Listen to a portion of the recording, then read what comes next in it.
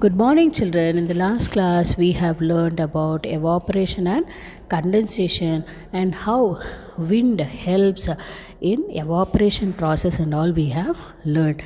So today in this section, we learn what is meant by water cycle. So what are the process occurs under water cycle and how it is very important for the earth, if for the recycling of the water on the earth. Okay, so what happens to the sea water when the sun shines on it? Okay, so what will happen? So you have learned about what is evaporation, condensation and all you have learned, is it? So we'll see.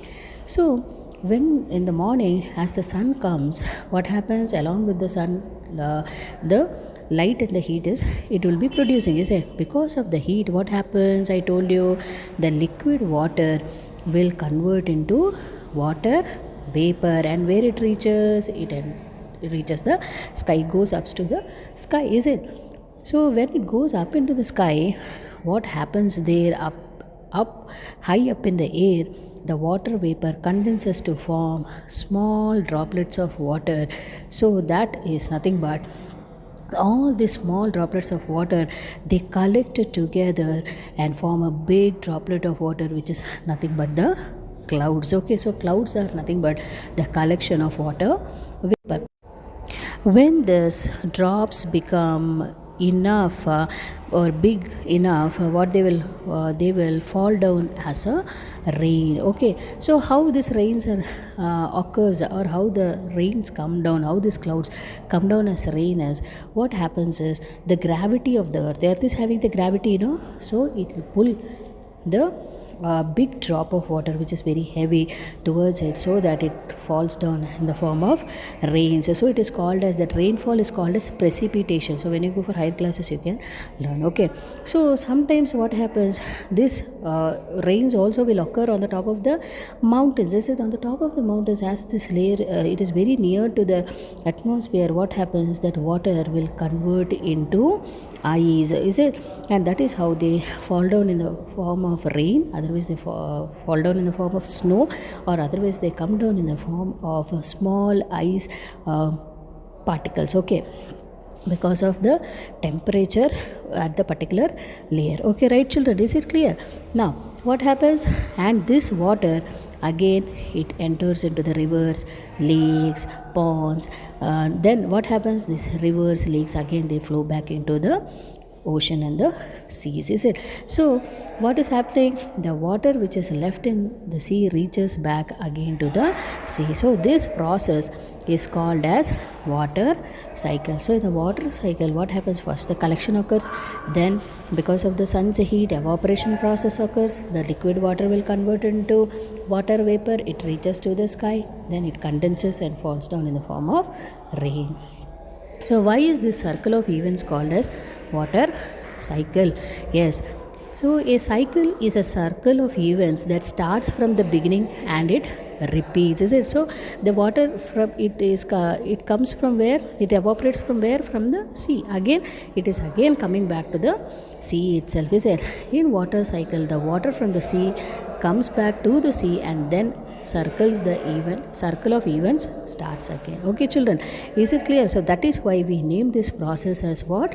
Water cycle. So it is very, very important. Water cycle is important. If water cycle is not there, the water will not be there. Which water will not be there? We won't be getting the fresh water, because rainfall is one of the important source for the fresh water, which will be filling the rivers, through which we get the groundwater, is it? What would happen if the water cycle is stopped for some time? So think of, if there is no water cycle, what will happen? Will the rivers be full? No, there will be no refilling of rivers. Water will not be there. So if there is no river water, we can't drink, we can't grow crops, we can't irrigate the crops. If the water cycle stopped, soon we would have no water in our rivers, and in our wells, anywhere there will be no water. So water cycle is very important, is it? To recycle the source of water, we need the water cycle. So you have understood what is meant by water cycle and how it plays an important role in our environment or in our earth. Yes, now let us see to use a rain gauge to measure the rain, is it? So scientists, what they do is they will measure the rain, is it? Why it is needed to measure the rainfall? So what is the necessary? So rain is a major source of water, is it?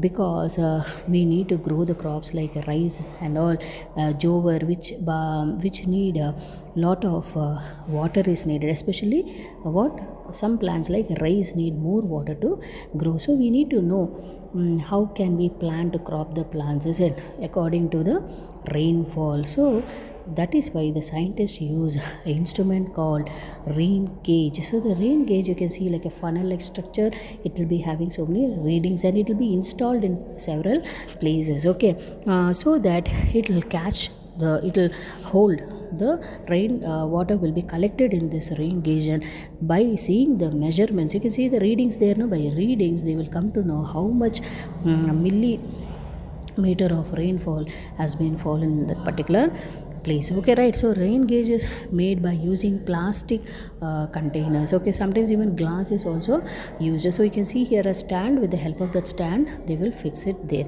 and the reading in the rain gauge was more after 2 minutes were taken. How the readings will be taken is it will be taken after 2 minutes of the rainfall. So such a way scientists will read in one particular place how much amount of rainfall it is getting, okay, right? Is it, children? Is it clear? So this rain gauge can be done with the help of your cool drink bottle, okay. So in your textbook you can try, okay, mark some readings. By cutting the cool drink bottle you can make a rain gauge which can be used for measuring the rainfall, okay, children. Is it clear? Yes. And also the scientists use this rain gauge in some places where you don't get frequent rainfall, is it? So to measure how much amount of water they are getting, so that they can see some alternations, is it? People depend upon, so many farmers depend upon the rainfall, is it? Because of that only they grow the crops. So they can suggest the farmers also to grow which type of crops. If the rainfall is less, they will suggest the farmers to grow the crops which will use a less amount of water. So like that they can give the suggestions, okay. So you have understood what is the use of the rain gauge and how they use this rain gauge to measure the rainfall. How can you measure the rainfall from the readings in two different places? So in your workbook it is being given, okay. So if two places they will install this rain gauge and they will see that how much amount of rainfall is been rainwater is collected in that particular rain gauge, and by that they'll come to know that if that particular place is getting a moderate amount of rainfall or whether it is getting a lot of rainfall is occurring in that particular place, so that they can warn the people, because if there is a lot of heavy rainfall, more rainfall creates a chance of flooding, is it? So people, what will happen if without knowing if they are staying in that place, they can lose their properties, right? So for that purpose they install this rain gauge and they'll be checking so that they can intimate the people and escape from the natural disaster, okay, children. Is it clear? Did you understand this? So some of the important questions what you get from this lesson is like water cycle will be given, okay. You need to label each of the steps of the water cycle, and sometimes they will ask you what is the use of the rain gauge, okay, children. So go through the textbook and learn all the words like evaporation, condensation, spellings you learn on. Thank you.